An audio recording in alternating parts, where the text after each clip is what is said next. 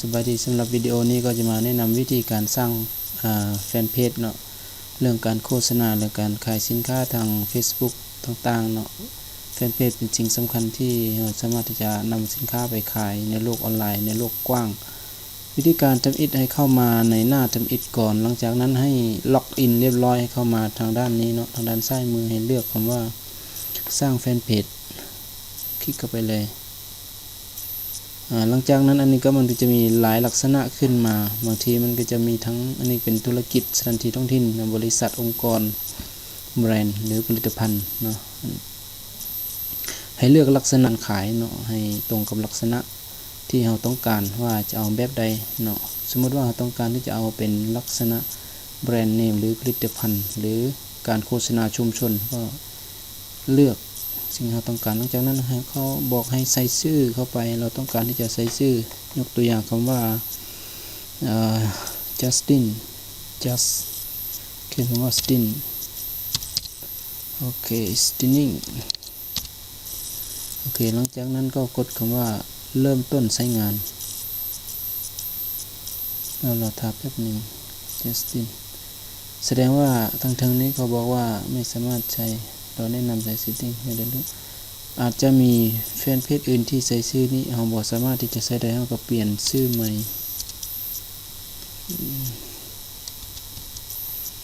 สตินนี่โยคลิกเข้าไปเปลี่ยนชื่อใหม่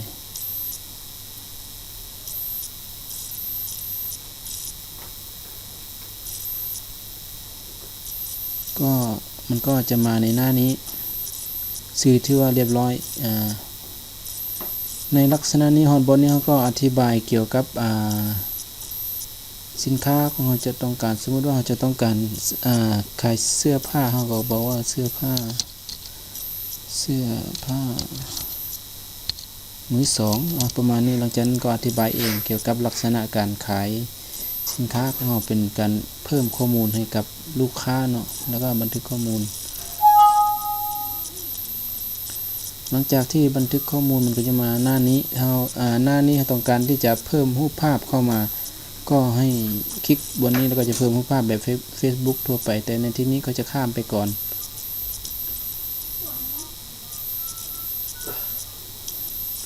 มาทางด้านนี้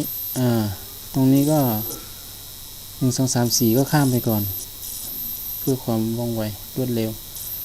ตรงนี้ก็ข้ามไปเรื่อยๆนะข้ามไปก่อนกลุ่มเป้าหมายที่ต้องการโอเคหลังจากที่เข้ามาในด้านนี้เนาะมันก็จะบอกให้โอเคหลังจากที่มาด้านนี้เราสังเกตเบิ่งเกี่ยวกับของเราเมื่อกี้เราเขียนคำว่าเสื้อผ้าเนาะมันก็จะขึ้นมาอันนี้บนนี้เขาบอกให้ใส่เว็บเนาะ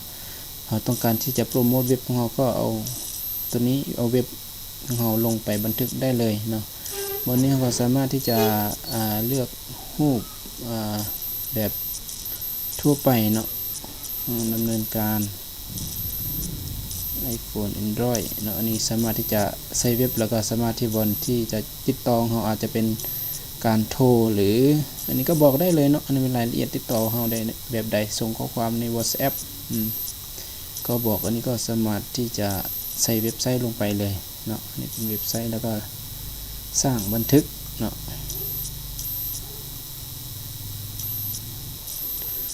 สมมติว่าเราต้องการที่จะเปลี่ยนภาพในนี้ก็สามารถที่จะคลิกบนนี้ได้เลยนะแล้วก็อันนี้เป็นถ่ายรูปในกล่องโน้ตบุ๊กของเรานี่ก็เป็นการอัปโหลดภาพก็คลิกเข้าไปแล้วก็เข้าไปอัปโหลดภาพที่เราเก็บไว้สมมติว่าต้องการภาพใดที่เราเคยเก็บไว้แล้วก็สามารถที่จะเข้าไป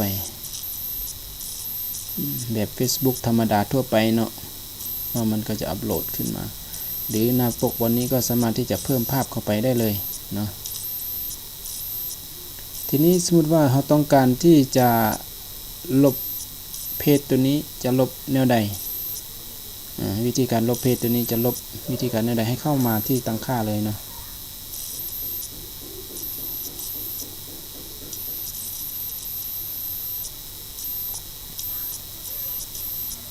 แล้วให้เลื่อนลงด้านล่างสุดเลยเลื่อนลงมันจะมีคำว่าลบเพจเนาะลบเพจตัวนี้เนาะลบเพจของคุณนี้เป็นภาษาไทยหลังจากนั้นให้เข้ามาแก้ไขเนาะ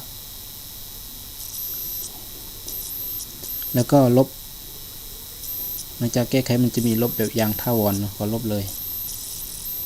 แล้วก็ทำการลบมันก็จะบอกว่าลบเพจเรียบร้อยแล้วเนาะก็คลิกตกลงก็เรียบร้อยเนาะอันนี้คือขั้นตอนการสร้างเพจแบบง่ายๆเพื่อนำเพจตัวนี้ไปโฆษณาหรือขายสินค้าทาง Facebook เนาะก็สำหรับการสร้างเพจก็มีเท่านี้เนาะ